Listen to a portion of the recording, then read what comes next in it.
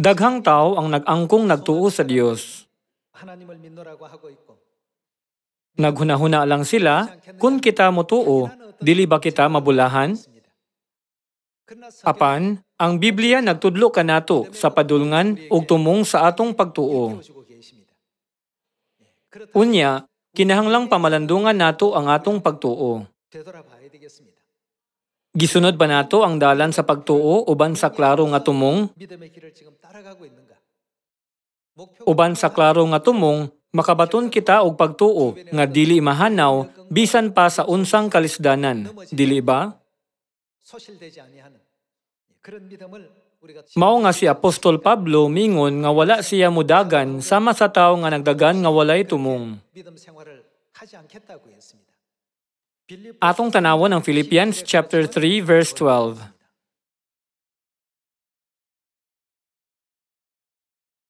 Philippians chapter 3 verse 12. Wala ako magpasabot nga nakabot ko na kini o nahingpit na ako. Nagpadayon ako sa pagpaningkamot sa pagkabot niini kay ako iya naman ni Kristo Jesus. Hinuon, mga igsuon, wala gayud ako magunahuna nga nakabot ko na ang akong gitinguha. Ang gihimo ko mao ang paghikalimot sa nangagi ug ang pagpaningkamot kutob sa mahimo aron makaabot sa dag-anan. Unsa ang iyang gipaningkamutan nga makabot? Ang dag-anan. Sa laing pagkasulti, ang diretso sa dag-anan mahimong ipahayag isip padulong sa marka, dili ba? Si Pablo adunay mga tumong ug mga pangandoy sa iyang pagtuo. Busa, nagdagan ako diretso gayud sa daganan aron maangkon ko ang ganti sa pagkatinawag sa Dios pinaagi ni Kristo Jesus ngadto sa kinabuhing walay katapusan. Sa laing pagkasulti, makugihon siyang midagan niadtong dalana. Unya, kita kinahanglan usab nga adunay ingon nga tumong. Sa dihang mangutana kita sa daghang tao, nganong mituo man ka sa Dios? Moingon lang sila, tungod kay mingon ang silingan, o tungod kay giimbitar ko sa simbahan sa suod nako nga amigo.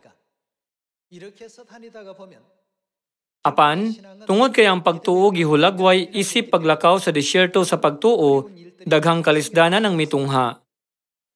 Ang disyerto kulang sa daghang mga butang. Ang lugar nga adunay pabor nga mga kahimtang dili matawag nga disyerto.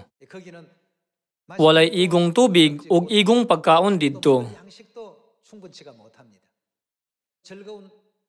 Tungod kay ang dalan sa disyerto dili makatagbaw bisan sa mga simpleng mga kagustuhan, gigamit kini sa Dios ingong metapora sa disyerto sa pagtuo nga atong gilatas karon padulong sa gingharian sa langit. Busa, natural nga adunay daghang mga kakulangan, dili ba?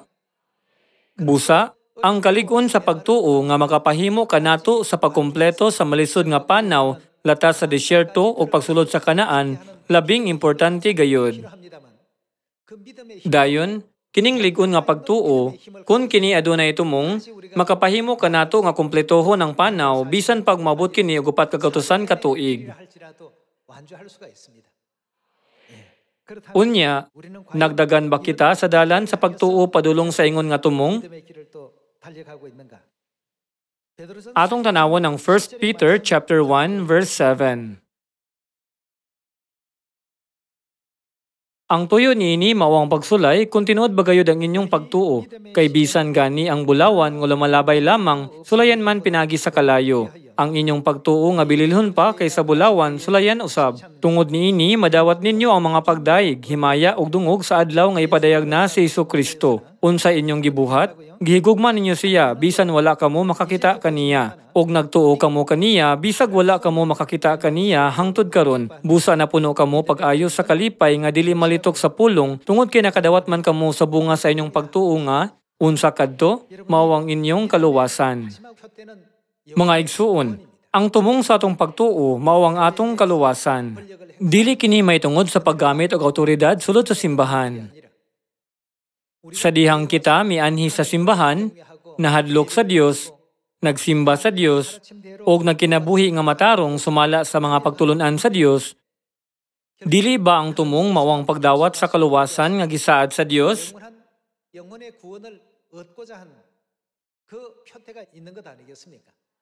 Kinahanglang mudaga ng tanan padulong niya na nga tumong. Unya, naisulat nga ang tumong sa pagtuo mao ang kaluwasan sa kalag. Ug ang Dios mianhi niining kalibutan diha sa unod alang niini nga kaluwasan. Atong tanawon ang Hebrews chapter 9.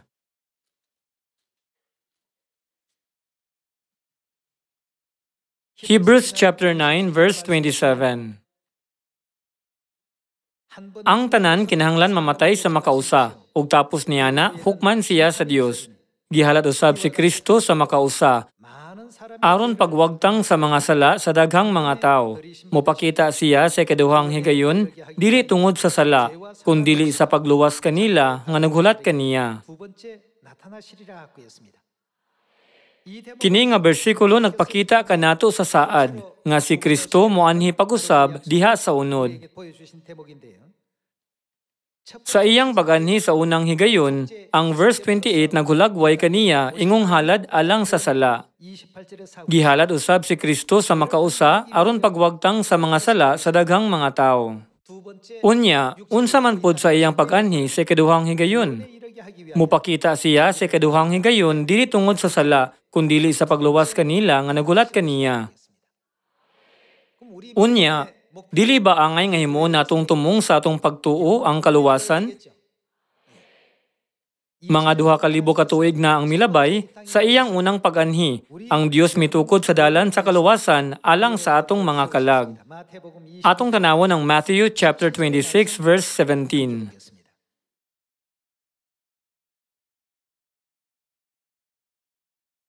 Sa unang adlaw sa kasaulugan sa pan nga walay patubo, ang mga tinun-an miadto kang Hesus ug nangutana kaniya, asa man nimo gustong ipaandam kanamo ang panihapon sa kasaulugan sa pagsaylo? Kinsa ang giadtuan sa mga tinun-an sumala sa Matthew chapter 26? Sila miadto kang Hesus ug nangutana kaniya, asa man nimo gustong ipaandam kanamo ang panihapon sa kasaulugan sa pagsaylo? Ang kamatuoran sa kinabuhi, ang pagsaylo, nga giisip ni Jesus ug sa iyang mga tinun-an nga importante kaayo, dili makita sa bisan asa nga simbahan karon. Makaingon kita nga ang simbahan nga walay pagsaylo, nawad-an sa iyang kalagsik. Mga igsuon, ang krus kaniadto, usa ka paganong nabatasan, nga gipasa gikan sa Babilonia. Gipahimutang kini sa mga lubnganan diin walay kinabuhi. Apan karon, gibutang kini sa ibabaw sa mga simbahan. Atong tanawon pag-usab ang verse 17. Sa unang adlaw sa kasaulugan sa pan nga walay patubo, ang mga tinun-an miadto kang Hesus ug nangutana kaniya, asa man nimo gustong ipaandam kanamo ang panihapon sa kasaulugan sa pagsaylo? Si Jesus mingon kanila, atuan ninyo ang usa ka tawo dito sa syudad ug ingna siya, ang magtutudlo nagingon, miabot na ang akong oras. Ako ug ang akong mga tinun-an, unsa ang pagabuhaton ni Jesus? Maghimo sa kasaulugan sa pagsaylo dito sa imong balay. Ang mga simbahan karon nagingon, dili na nato kinahanglang sa ulogon ng pagsaylo, samtang si Jesus mingon, akong sa ulogon kini. Ilang gisalikway ang kamatuoran. Nagpamatuod nga sila layo sa kamatuoran. Kinsa ang mingon, ako maghimo sa kasaulugan sa pagsaylo dito sa imong balay. Direkta nga mingon si Jesus ngadto sa iyang mga tinun-an. Atong tanawon ang verse 19. O gibuhat sa mga tinun-an ang gingon ni Jesus kanila. Gituman nila ang gisugo ni Jesus nga buhaton nila.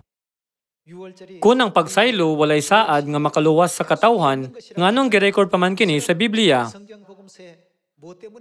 Kini tungod kay kinahanglan kini. Ang mga tinun-an wala nangandam sa ilang kaugalingong hunahuna.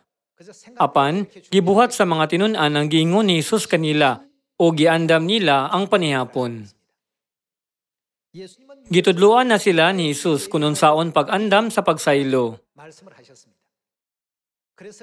Atong tanawon kung giunsa pagsaulog ang pagsaylo. Verse 26. Samtang nangaon sila, mikuha si Jesus sa pan, nagpasalamat sa Dios, o gipikas-pikas niya kini o gihatag sa iyang mga tinun-an. Og mingon siya, dawatan ninyo kini og kan-a, kini mao ang akong lawas.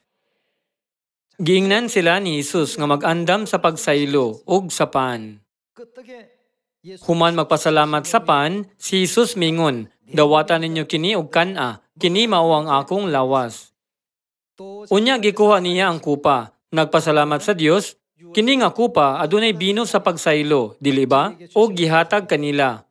Unsay iyang giingon?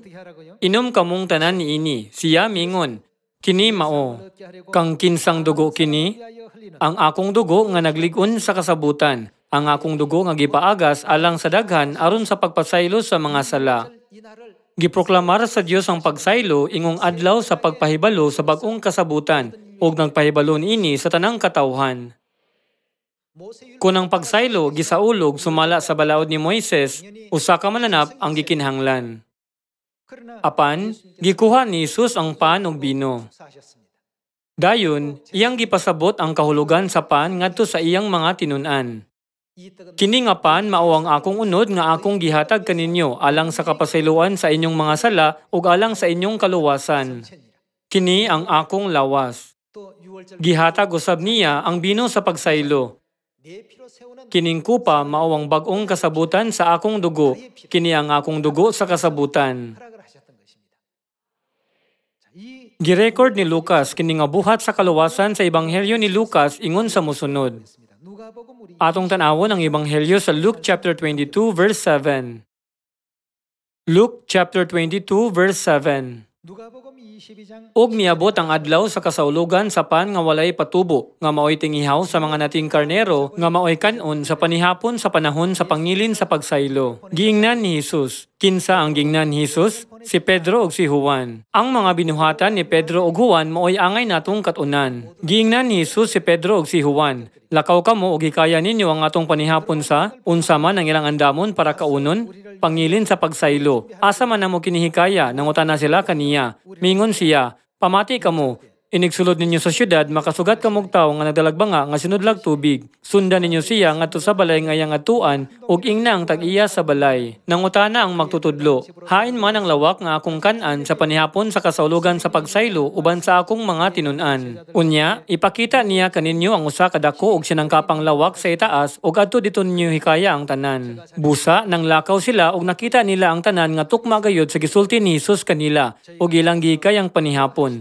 Sa pagabot sa takna sa panihapon, mitambong si Jesus sa kananan uban sa kinsa pa mga apostoles. Og mingon siya kanila, "Dako kayo ang akong tinguha sa pagkaunuban kaninyo nining panihapon sa kasaulugan sa pagsaylo." Unsay iyang gisulti? "Dako kayo ang akong tinguha sa pagkaunuban kaninyo nining panihapon sa kasaulugan sa pagsaylo."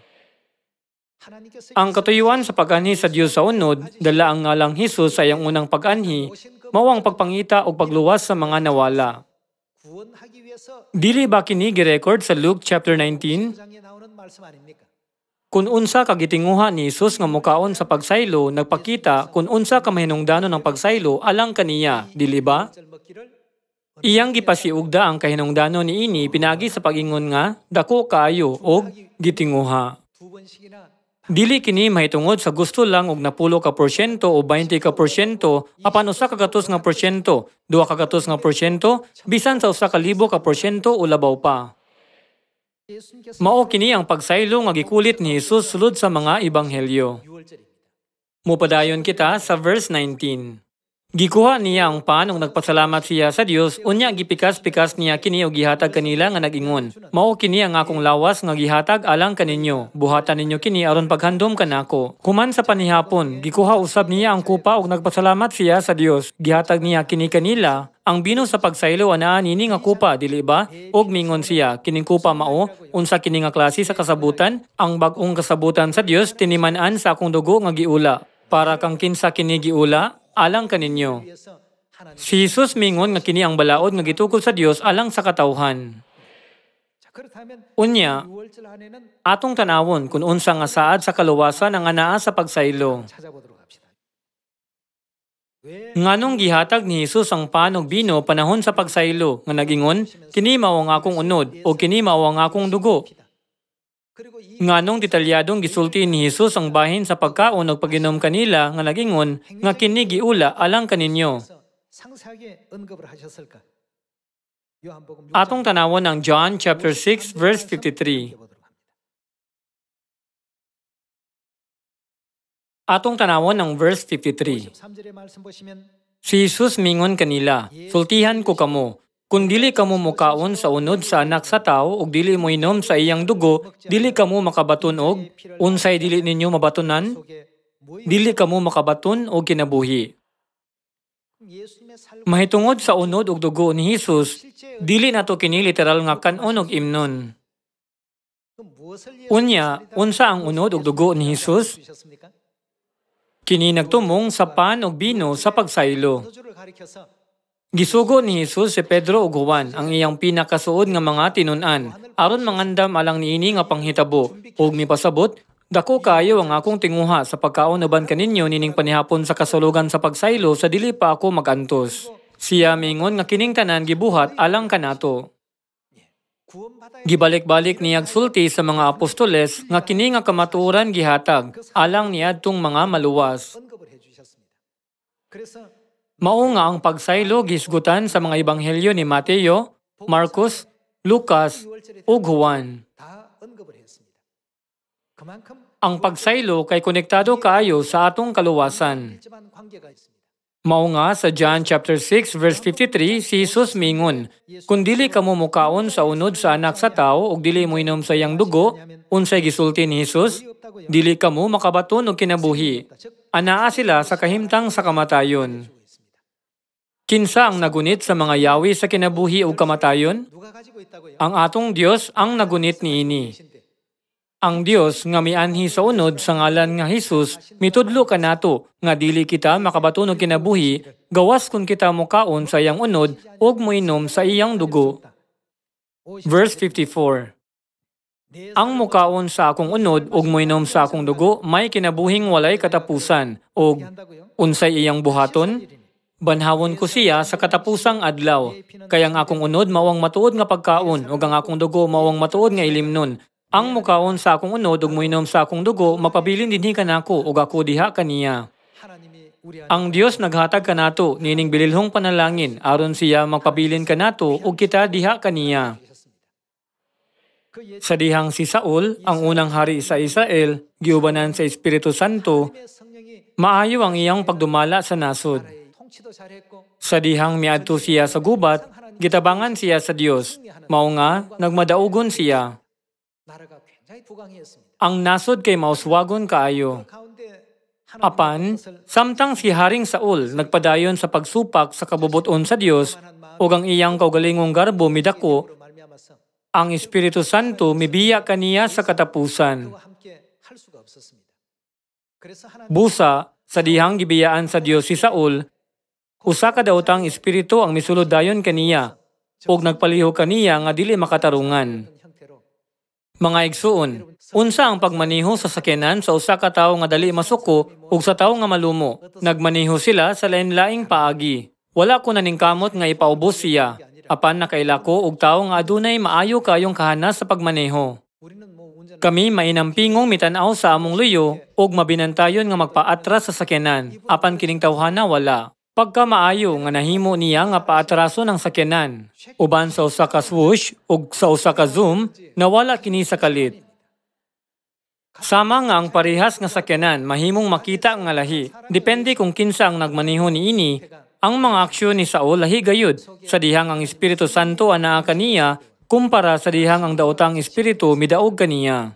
사울이라는 사람은 같은데 행동은 전혀 이제 달랐다는 것을 우리가 알 수 있습니다.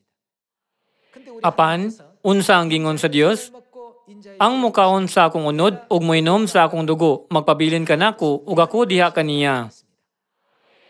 Ang Dios magpabilin sulod kanato. Busa, unsa kabililhon ng pagsaylo? Ang tanan nga nagpuyo nining bag-ong kasabutan makadawat sa panalangin sa kinabuhing walay katapusan, uban sa Espiritu Santo, pinagi sa buhat sa Espiritu Santo sa Dios. Busa, ang katawhan sa Dios nagtuman sa kamatuoran sa pagsaylo. Apan, ang Dios nagpropesiya na nga ang balaang mga pulong sa Dios mahanaw. Atong tanawon kung kinsay musulay sa paglaglag kanila pinagi sa pag-adto sa Daniel chapter 7 verse 20. Atong tanawon ang Daniel chapter 7 verse 20. Buot usab ako masayod bahin sa napulo ka sungay nga diha sa ulo niini ug sa laing sungay nga mituybo usab ug nakapaibot sa tulo ka sungay niini. Kamo nga nagtuon sa propesiya ni Daniel na hibalo nga ang sungay nagrepresentar sa usa ka gingharian. Ang tulo ka sungay, Heruli, Vandals ug Ostrogoth taliwala sa napulo ka gingharian, gilaglag sumala sa propesiya ni Daniel. Kining sungaya may mga mata nga may bakba nga nanghambog og daw hawod kay sa iyang mga kauban. Sa pagtan-aw ko, nakigubat kini sa mga balaan o kini mibuntog kanila. Diha sa propesiya, ang mga balaan napildi ug ang misupak kanila nakabaton og dugang gahom. Verse 22. Gipildi niya sila apan kini mahimong sa makadiyot. Unya, miabot siya nga walay katapusan, nga mao ang Dios. O gipakanaog niya ang hukom dapig sa mga pinili sa labing halangdon. Miabot ang adlaw nga nadawat sa katawan sa Dios ang gingharian. Kini nagingon nga ang awtoridad alang sa mga balaan, ikapasig uli sa tukma nga panahon. Mupadayon kita sa verse 24. Atong tanawon ang verse 24. Ang kahulugan sa napulo ka sungay mao kini, gikan ining gingharian na mutungha ang napulo ka hari, ug unya may lain pang mutungha sunod kanila. Lahi siya sa nanaguna kaniya ug muntugo niya ang tulo ka hari. Unsa iyang buhaton, musulti siya batok sa labing halangdon. Ang labing halangdon nagpasabot sa Dios, ug ang usa nga kontra sa Dios mao si Satanas. Musulti siya batok sa labing halangdon og unsay iyang buhaton? Buntugon niya ang mga pinili sa labing halangdon. Magunahuna siya sa pag-usab sa mga panahon ug sa balaod. Sama sa gipropesiya, ang pagsaylo giwagtang niadtong AD 325. Niadtong AD 321, sa naunang upat ka tuig, ang ipapahulay giwagtang. Tagsa-tagsa, ang tanan natuman sumala sa gitagna. Ang pagsaylo maoy usa ka mahinungdanong kamatuoran ug dili daling mapapas gikan sa mga kasing-kasing niadtong nagtuo sa Dios. Busa niadtong AD 155, dihay unang pagsulay sa pagwagtang sa pagsaylo. Mga AD 155, tali ni Polycarp ang obispo sa Sidlakang Simbahan ug nianisito sa kasadpang simbahan nga maisip nga Santo Papa mitungha ang panaglalis. Ang usa ka debate sa petsa sa pagsaulog sa pagsaylo misangpot sa usa ka kontrobersiya nga ang ikaduhang argumento nahitabo sa mga AD 197. Wala kini mawala dayon. Adunay mga pagsulay sa matag higayon nga moabot. Sa panguna, gipropesiya nga ang mga balaan mapildi. Nagpasabot kini nga nawala nila ang kamatuoran sa ingana ka grabe. AD 155, 197 ug 325. Sulod sa mga tulo kagatusan ka tuig human mikayab si Jesus sa langit, ang unang simbahan nagsaulog sa pagsaylo. Apan, ang pagsaylo giwagtang niadtong AD 325 sa emperador sa Roma. Ang ulo sa pagsimba sa Dios adlaw ug sa simbahang Romano Katoliko nga miuyon kaniya. Dili ba naisulat nga ang magsulti batok sa labing halangdon mag-usab sa gitakdang panahon ug sa mga balaod? Ilang giwagtang ang pagsaylo nga gisugo sa Dios nga atong saulugon. Gipaila ang Pasko, giwagtang ang igpapahulay o gisugdan ang pagsimba og Domingo. Ang mga buhat sa pagsimba sa Dios adlaw gidala sa simbahan. Kini makita isip kahimtang sa simbahan karon. Unsay gingon ni Jesus may tungod niadtong walay pagsaylo. Dili kamo makabaton og kinabuhi. Kadtong nagsaulog sa pagsaylo, mukaon sa iyang unod ug moinom sa iyang dugo, adunay kinabuhing dayon ug banhawon niya sila sa katapusang adlaw.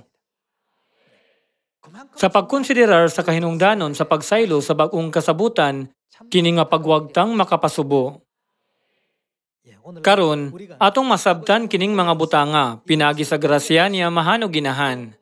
Kita kinahanglan nga tin-aw nga makaila tali sa buhat nga gihimo sa Dios ug sa buhat nga gipanguluhan ni Satanas. Pinaagi sa mikroskopyo, atong makita ang mga butang nga gamay kaayo, nga dili maklaro sa mata.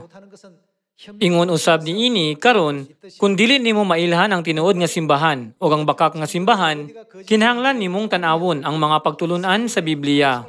Ang Dios nagiya kanato padulong sa kaluwasan. Busa, kinahanglan natong ibutang ang tumong sa atong pagtuo sa pagkabot sa kaluwasan. Kung ibutang nato ang tumong sa atong pagtuo sa laing butang, ang mahangturong kalaglagan maguban kanato.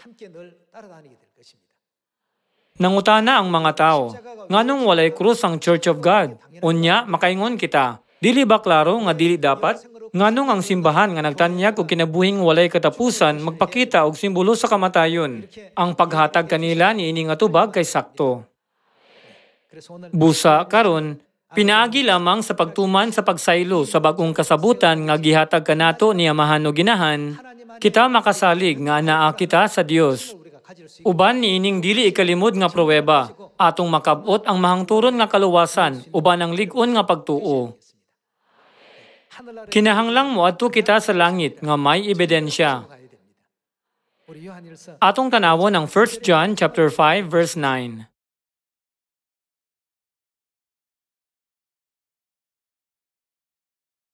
Kung tuuhan nato ang pagsaksi sa tao, labi pang tuuhan nato ang pagsaksi sa Dios. Ang simbahan nga nakadawat sa pagsaksi sa Dios mao ang pinakamaayo nga simbahan sa universo. Dili ba kini tinuod? Atong tanawon pag-usab ang verse 9. Kung tuuhan nato ang pagsaksi sa tao, labi pang tuuhan nato ang pagsaksi sa Dios, kay kini ang iyang gisaksi bahin sa iyang anak. Busa, kadtong nagtuo sa anak sa Dios, nagmatuod niini diha sa iyang kasing-kasing. Apan nang wala mo tuo sa Dios, nag-isip nga bakako ng Dios. Kay wala man niya tuuhi ang gisaksi sa Dios may tungod sa iyang anak. Ang pagpamatuod mao kini, ang Dios naghatag kanato sa kinabuhing walay katapusan. Giunsa man niya paghatag kanato ang kinabuhing walay katapusan. Gikuha niya ang paan ug bino sa pagsaylo ug miingon, kini mao ang akong unod o kini ang akong dugo. Kung kamo mukaon ug moinom niini, makabaton kamo og kinabuhing walay katapusan. Gihatag niya kanato kini nga saad diha sa bag-ong kasabutan. Ang pagpamatuod mao kini, ang Dios naghatag kanato sa kinabuhing walay katapusan ug anaa kini sa iyang anak. Ang midawat sa anak, busa, sa dihang mukaon kita sa panog bino sa pagsaylo. Kinsa ang magpabilin kanato? Si Jesus misaad nga siya magpabilin diha sa usa nga nagsaulog sa pagsaylo sa John chapter 6. Ang midawat sa anak may, unsa may naa niya, kinabuhing walay katapusan. Apan ang wala mudawat sa anak sa Dios, wala makabaton sa maong kinabuhi. Kang kinsang pagpamatuod ang nadawat niya tong adunay unod ug dugo sa anak sa tao nga mao kadtong anaa sa pagsaylo sa bag-ong kasabutan. Nakadawat sila sa pagpamatuod sa Dios.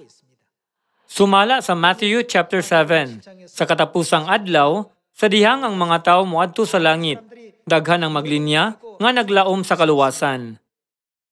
Ang uban moingon, Ginoo, nagsangyaw ako sa imong ngalan. Naghingilin ako sa mga yawa sa imong ngalan. Naghimo ako og daghang mga milagro pinagi sa imong ngalan. Daghan ang moduol kang Hesus nga moingon, kinasing-kasing akong mituo kanimo. Ako mituo kanimo, silabihan ka mahiniton. Niya ng panahona, unsa ang isulti ni Hesus ingong tubag? Moingon siya, wala ako makaila kaninyo. Wala gayud ako makaila kaninyo. Unya, kinsa man ang tagaan o pagtugot ni Hesus? Sa diha nga ang mga tao nga nagpuyo sa bag-ong kasabutan nga nagdala sa testimonya sa Dios, muduol kaniya, makaila ang Dios niadtong adunay iyang unod ug dugo sa sulod nila. Giingong sulod sa lawas sa tao, adunay programa nga nagsilbing mapa aron mahibal-an kung unsang matang sa mga sakit ang makuha sa usa ka tawo ug unsa kataas ang ilang pagtubo. Gitawag kini nga genome map. Sa pagtan-aw pa lang niini, mahibal-an na nato kung unsang edad makuha sa kini nga tawo ang kini nga klase nga sakit. Ang Dios nagbutang niini nga mga mapa sulod sa atong tawhanong lawas, apan wala kita mahibalo niini. Sulod sa libuan ka tuig, gikan sa panahon nga ang mga tao mitungha dinhi sa yuta hangtod karon, ang katawhan wala mahibalo nga ang maong mga butang naglungtad. 그러나 하나님께서 Apan, kahibalo na ang Dios sa pagtanaw lang niini, tungod kay ang Dios ang naglalang ug nagbutang kanila didto. 그러니까 내 Busa, unsa ang gingon sa Dios nga iyang gibutang sa kasing-kasing sa iyang katawhan? 예레미야 Sa Jeremiah chapter 31, ang Dios nagingon, ibutang ko ang akong balaod sa ilang mga hunahuna. 우리 Ang Dios nahibalo kung sila iyang katawhan o dili, pinagi sa unsa ang anaa sa ilang mga hunahuna. Busa, bisag daghang mga tawo ang muduol nga nagaingon, Ginoo, nagampo ako pag-ayo sa kadlawon ug sa kabukiran, ug nagpuasa ako pag-ayo.